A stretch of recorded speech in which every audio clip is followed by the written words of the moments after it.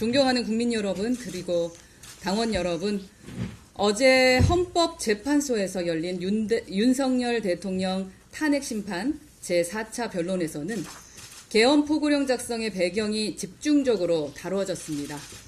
문제의 핵심은 계엄 포고령 첫 줄에 명시된 일체의 정치 활동을 금한다라는 문구가 헌법과 법률을 정면으로 위배한다는 점입니다. 헌법과 법률 어디에도 국회의 활동을 금지할 근거는 없습니다.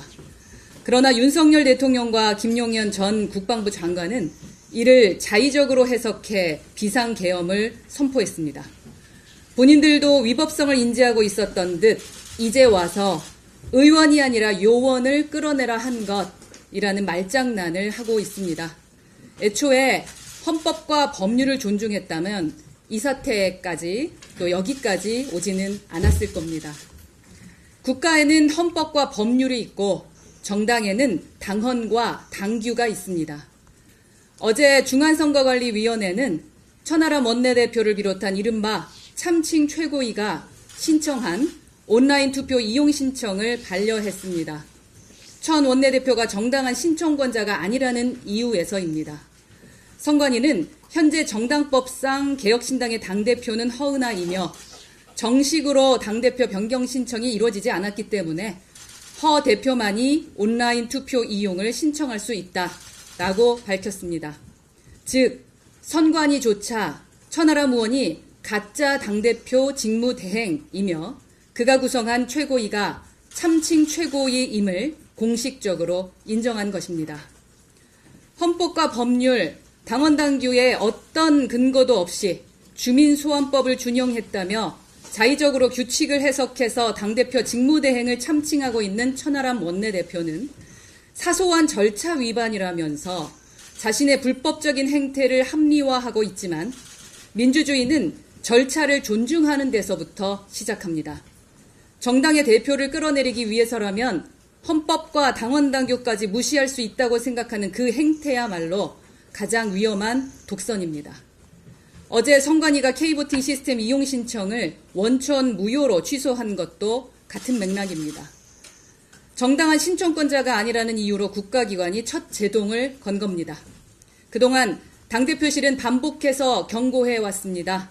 당헌과 당규를 무시한 채 불법적으로 진행하는 모든 과정은 결국 인정받지 못할 것이고 정당한 민주적 절차만이 해결책이라는 점을 말씀드렸습니다. 그러나 천 원내대표와 그 세력은 자신들의 영향력을 무기 삼아 폭력적인 방식으로 당을 장악하려고 하고 있습니다. 그러나 우리 개혁신당은 힘 있는 사람이 때리면 맞아야 하는 폭력 집단이 아닙니다. 민주주의는 힘이 아니라 원칙과 절차로 지켜지는 겁니다. 개혁신당은 대한민국의 법치국가 원칙을 존중하는 민주정당이어야 합니다. 어제 헌법재판소와 중앙선거관리위원회 두 헌법기관은 우리에게 중요한 교훈을 남겼습니다. 아무리 강한 권력이라도 헌법과 법률, 즉 민주주의의 시스템 위에 군림할 수 없다라는 겁니다. 가짜 직무대행 천하람 의원과 가짜 최고위원회에 참석한 분들은 선관위 결정 이후 왜 누리꾼들 사이에서 이준석열이라는 비판이 나왔는지 곰곰이 생각해 보시기 바랍니다. 개혁신당이 민주주의 원칙과 헌정질서를 다시 세우는 정당으로 바로 설 수 있도록 우리는 끝까지 원칙을 지킬 겁니다. 그리고 마지막으로 사무처 직원들에게 고합니다. 1월 15일 공문으로 업무 복귀와 관련하여 복귀 지시하였습니다.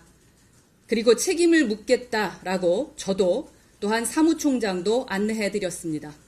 마지막으로 오늘 이 170호에서 열리는 정상적인 최고위원회의를 진행하면 된다라고 말씀드렸음에도 불구하고 여전히 아무도 한 분 오셨네요. 아무도 그 외에 보이지 않습니다. 보름 이상 당무를 거부하고 계신 겁니다. 이제 더 이상 국민의 세금을 우롱하는 행태는 용납될 수 없습니다. 오늘 당장 복귀하십시오. 마지막으로 드리는 말씀입니다. 개혁신당의 정상화를 방해하는 그 어떤 행태도 정당하지 않습니다. 그리고 법적, 도덕적 책임을 피할 수 없을 것입니다. 이상입니다.